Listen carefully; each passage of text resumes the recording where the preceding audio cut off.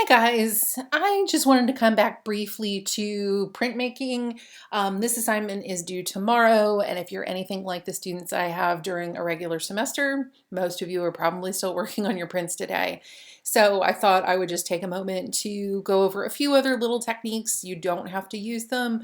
They just kind of came into my brain over the weekend, and I thought, let me just go over a couple other things. Okay. So what I'm going to do first is I'm going to come up to my edit menu and go to fill, and you're going to see a few other ideas that I played with this morning. In the video last week, you're going to see the cacti that I played with. Again, I played with several different versions. This might have been the one that I used, but then I went through and again played with adding in more of a plaid appearance and a blue background.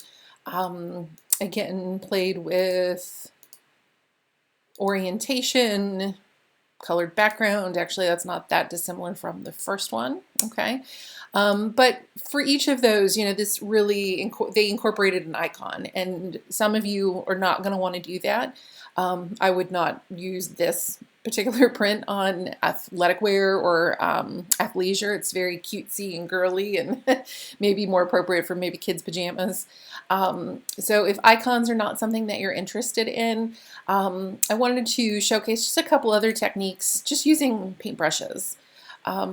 So using your brush tool in Photoshop, okay, you can open up your brush panel to coordinate with that so you can see all of the different types of brushes that you have access to.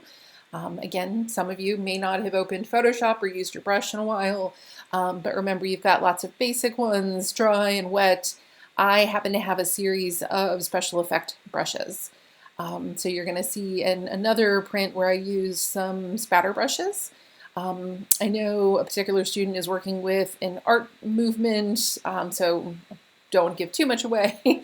So this may be something that stands out. It sort of has that effect of like comic book production, okay, the way they print.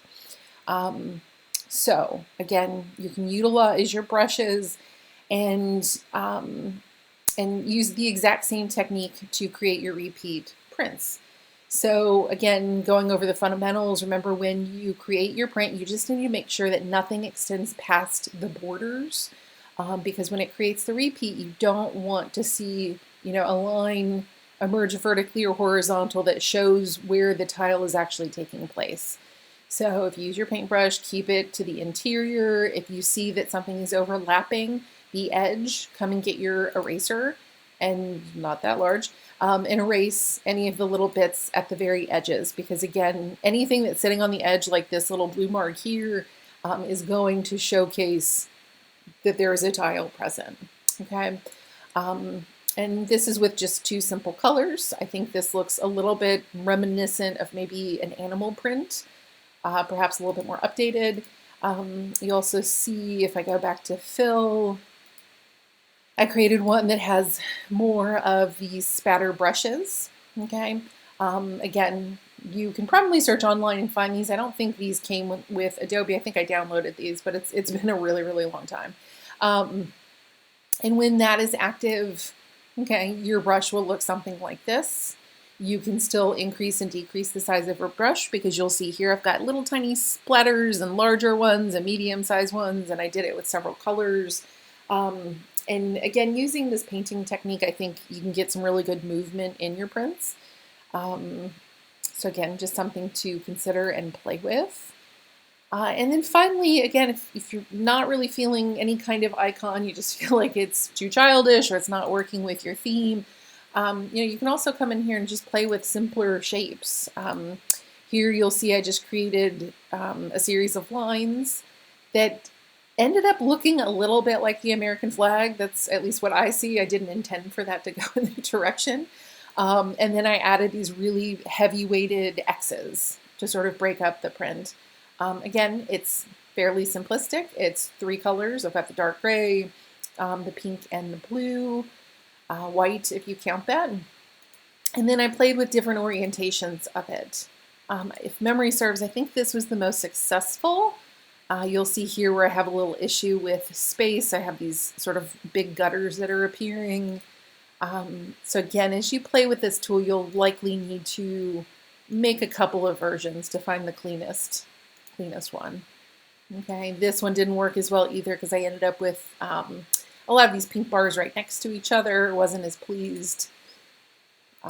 Ironically, I think my first one was the most successful. So this would have been the first one I did, the second and third. So maybe you'll get lucky and your first one will be the best. Okay. Again, when you make your prints, explore, play with any of the tools that stand out to you. Again, you're not limited to icons, you're not limited to shapes. You can come in with a paintbrush and create something more distinct. And finally, just one more that I played with. This was based on somebody's presentation. I feel like it might have been Yasmin, I can't remember. But one of the images had these really distinct blue lines. And I, again, just using my paintbrush, created a series of wavy lines and put in some circles. And then you'll see a really horrible rendition of water and a swimmer. Really, really ugly. So lots of beautiful things that you can do. There are also heinous oddities that you can create as well. Please focus on the beautiful pieces, okay? I hope you guys, again, are enjoying your Memorial Day. I hope this is helpful, and be prepared. We will be doing a lot of sewing tomorrow. Bye, guys.